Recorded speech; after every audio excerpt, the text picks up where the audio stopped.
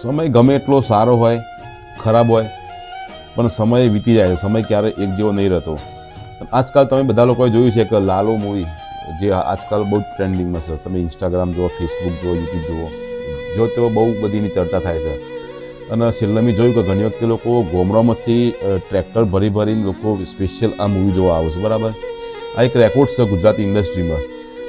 વસ્તુ તો એવી છે કે આપણામાંથી ઘણા બધા લોકો એવા છે, વધારે ભણેલા ગણેલા લોકો, કે ગુજરાતી સોંગ વગાડવામાં પણ આપણે લોકો શરમ અનુભવીએ છીએ જાહેરની અંદર. આ હું તમને કડવી વાસ્તવિકતા કહું કે આપણે લોકો બહુ ભણેલા ગણેલા હોય, કોઈ સારા ફંક્શનમાં જ્યાં હોય તો આપણા મોબાઈલની અંદર ગુજરાતી રિંગટોન વાગે કે આપણે ગુજરાતી સોંગ વગાડીએ ને તો આપણે લોકોને શરમ આવે કે આ તો ક્યાં દેશી છે. આ કડવી વાસ્તવિકતા છે અને મેં ઘણી વખતે આ વસ્તુ અનુભવી છે.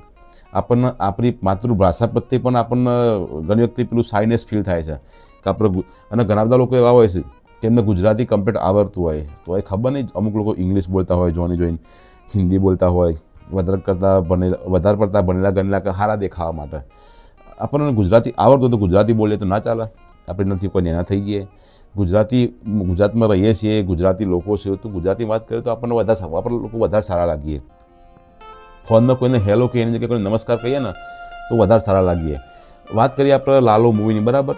તો પહેલી વાર એવું બન્યું કે કદાચ લાલો મૂવી 100 કરોડ ક્રોસ થવા આવી રહ્યું છે.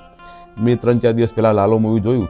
લાલો મૂવી જોયા પછી મને એની અંદરથી શું શીખવા મળ્યું એ 2-4 પોઈન્ટ હું તમને આજે વાત કરું.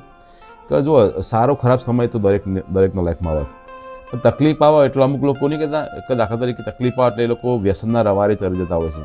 કોઈ જગ્યાએ કચરો પડ્યો હોય અને બે વસ્તુઓ કચરો સાફ કરવાનો. ટેમ્પરરી ઉપાયનો એ છે કે તમે કચરા ઉપર ચાદર ઢોકી દો, કચરો ત્યાંના ત્યાં જ છે, કચરો તે સાફ નહીં થવાનો. એટલે મુસીબત આવે, તકલીફ આવે, પ્રોબ્લેમ હોય, આપણે પરેશાનીમાં હોય, પૈસાની જરૂર પડે, લોકો દેવામાં ઘૂસી જઈએ આપણે, એટલે લોકો ટેમ્પરરી એના સોલ્યુશન માટે લોકો દારૂ પીતા હોય છે. વનાય થાય છે એવું કે પ્રોબ્લેમનું સોલ્યુશન તો નહીં થતું, પણ લોકો વધારે ખાડામાં ઉતરતા જતા હોય છે. લાલો મૂવીની કહાની પણ કંઈક આવી જ હોય છે કે પેલી બેબી બીમાર પડે છે, એનું ઓપરેશન હોય છે, 5 લાખ મિત્રો જોડેથી લાવે છે, બરાબર, વેચવા. અને પછી મિત્રો અમુક એવા હોય કે જોઈને આપણે ખતમ કરવામાં એમનો ઘણા મિત્રો હોય જોઈને આપણે ખતમ કરવા માગતા હોય, દારૂ પીવડાવે છે, બરાબર.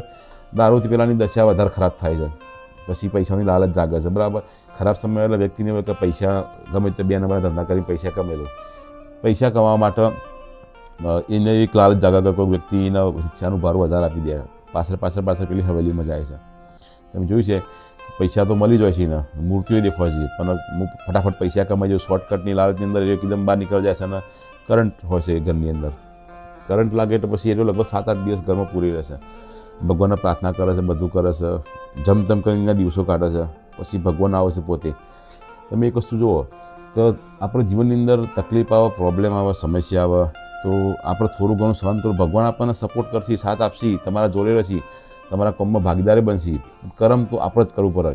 ભગવાન ધારતા હતા તો એને એક સેકન્ડમાં એ પ્રોબ્લેમમાંથી, સમસ્યામાંથી, એ લોક રૂમમાંથી બહાર કાઢી શકતા હતા. ભગવાને એવું કીધું કે હું તને મદદ કરીશ, પણ કર્મ તારા કરવું પડશે. છેલ્લા ભગવાને એવું કીધું કે ઘરની અંદર તું જાતે દિવાલ તોડીને બહાર આવી જા. અને ભગવાન પેલો ભાઈ થાકે છે, ભગવાન પોતે બહારથી દિવાલ તોડવામાં મદદ કરે છે ને. એટલે આમાંથી સમજવા જેવી વસ્તુ છે, ખરેખર બહુ વિચાર જેવી વસ્તુ કે આપણામાંથી ઘણા બધા લોકો ભગવાન ઉપર શ્રદ્ધા રાખશે, માતાજી ઉપર શ્રદ્ધા રાખશે, પછી એવું કહે છે કે ભગવાન મારું કામ નહીં કરતો, માતાજી મારું કામ નહીં કરતો. પણ ઘણી વખતે ભગવાન માતાજી તમને તમારા કામની અંદર સપોર્ટ કરે, બરાબર, સહાય કરે. નહીં કહેતા કે શ્રી કૃષ્ણ સદા સહાય તે.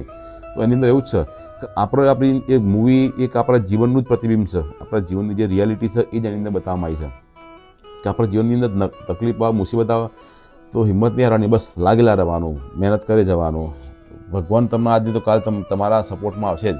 પણ આપણે બધું ભગવાનના ભરોસે છોડી દઈએ, આળસુ થઈને ઊંઘી જઈએ. જેમ લાલો મૂવી જે પેલો એક્ટર હોય છે, બરાબર, બહુ જોરદાર એક્ટિંગ કરે છે. અંદર આળસુ બનીને ઊંઘી જ હોય કે ભગવાને જે કરો એ કરે, તો પછી ભગવાન એને થોડીને સપોર્ટ કરવાના હતા. એને પોતે પરિશ્રમ કર્યો એટલે ભગવાને બી એને મદદ કરી. અને ભગવાન એકવાર એને બહાર કાઢી બી નાખે છે, પણ પછી પૈસા લેવા પાછું ઘરમાં જાય છે. એટલે લાલચ એ વસ્તુ છે કે આપણે જીવનમાં લાલચ છોડી દઈએ તો ઘણી બધી મુસીબતમાંથી આપણે તરત બહાર નીકળી જઈએ.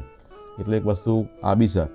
અને મોટાભાગનું તો વસ્તુ એ છે કે જ્યારે આપણને સમસ્યા આવે, તકલીફ આવે, બરાબર, એટલે વ્યસનના રવાડે ના ચડવું. ભગવાન ઉપર શ્રદ્ધા રાખવી, માતાજી પર શ્રદ્ધા રાખવી, પણ હા કર્મ કરતા રહું. એક સમય એવો આવશે કે બધું સારું થઈ જશે.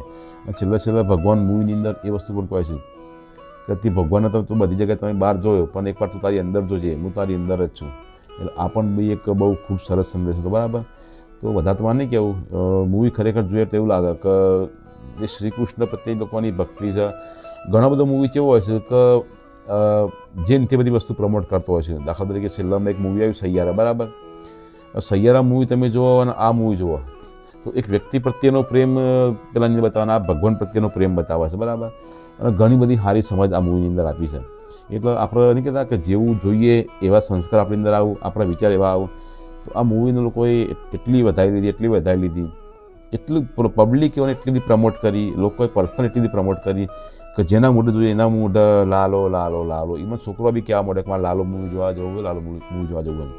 અને કદાચ ઘણા વર્ષથી એવી ઘટના બની, લોકો ગામડામાંથી ગાડીઓ કરીને ટ્રેક્ટર કરી મૂવી જોવા આવશે. એટલે ખરેખર આપણે બધા લોકો ગુજરાતી ઇન્ડસ્ટ્રીમાં આપણે આશા કરીએ કે આવી મૂવી બધી આવતી રહે, બરાબર. અને પબ્લિક સપોર્ટ કરે તો ગુજરાતી ઇન્ડસ્ટ્રી આપણે ઘણી બધી આગળ જઈ શકે. જેમ લોકો બોલિવૂડ મૂવીને, સાઉથના મૂવીને જેટલા બધા આખું ઇન્ડિયા, આખું વર્લ્ડ સાઉથના મૂવીમાં જે રીતે જોવા સપોર્ટ કરે છે, એમ આપણે લોકો ગુજરાતી ઇન્ડસ્ટ્રીને, બોલિવૂડ ઇન્ડસ્ટ્રીને સપોર્ટ કરીએ, આપણે લોકો આ રીતે મૂવીને સપોર્ટ કરીએ, પ્રમોટ કરીએ, તો આપણી ઇન્ડસ્ટ્રીમાં બી ઘણો બધો સારો મૂવી બની શકે. પણ આપણે લોકો પોતાની જાતને દેશી સમજીએ છીએ. એટલે આ વિચારસરણીથી ખરેખર બહાર નીકળવા જેવું, બરાબર. બાકી તમે લોકો સમજદાર જ છો. લાલો મૂવી તમે લોકોએ જોયું ના હોય તો એકવાર જોઈ આવજો, ખરેખર ખૂબ સરસ મૂવી છે.